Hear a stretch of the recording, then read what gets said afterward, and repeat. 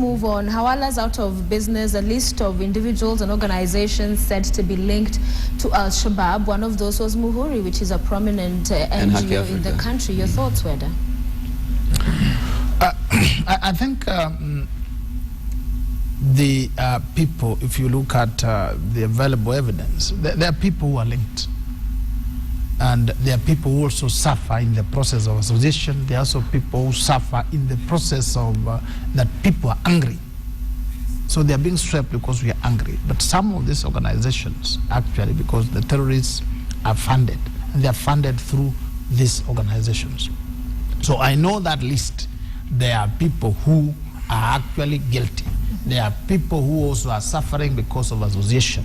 Then there are also people who are just victims. That will be sorted out once due process has been taken. One thing that I need to add, let us distinguish as a nation terrorists and extremists.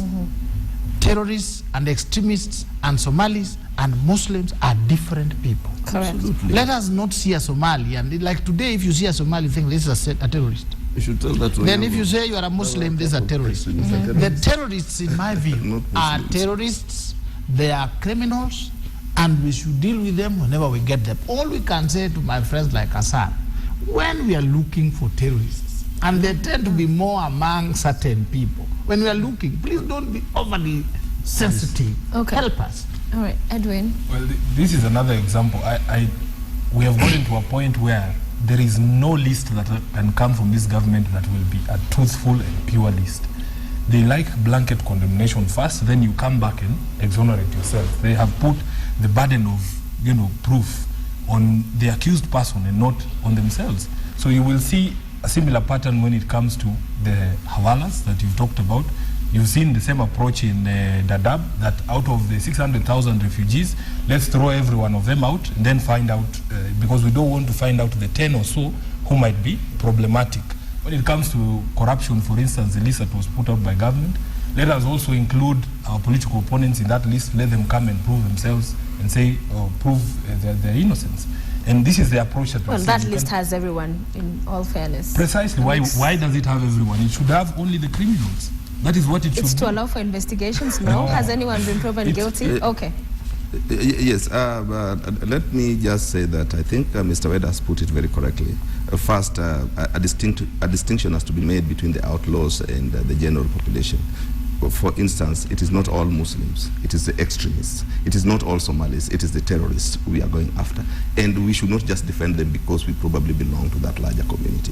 When it comes to issues about the halal and the issues that to do with closure of this financial establishments, we must look at it under the context in which it was done. That first let us look for those who have been engaging, and probably who between us here knows the investigation work that had been done in the background before they were closed. And those who probably have been doing a clean job will definitely be allowed to continue. But those who are incriminated will have to face the law. Thank you. You know, if you listen to Weda and Onyango law, that's why you realize where we're in this kind of a problem. Nobody tells them not to follow criminals. But the blanket victimization continues to breed. It doesn't even need rocket science.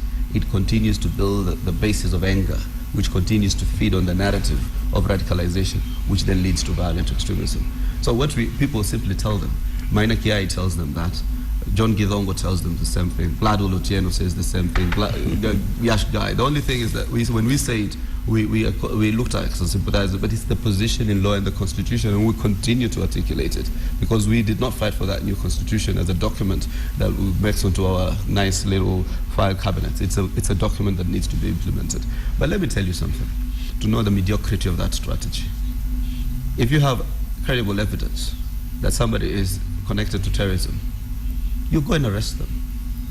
You don't publish a list banning their accounts and then telling them you've set up a center in South B or South C to start reporting between today, 13th, and the 20th. You saw that kind of, idiotic, follow-up. So I think if you think Haki Africa, or for that matter Muhuri, are sponsors of terrorism, you immediately commence the legal process. And even if in the application of that law, that counterterrorism legislation, there is a notice to show cause.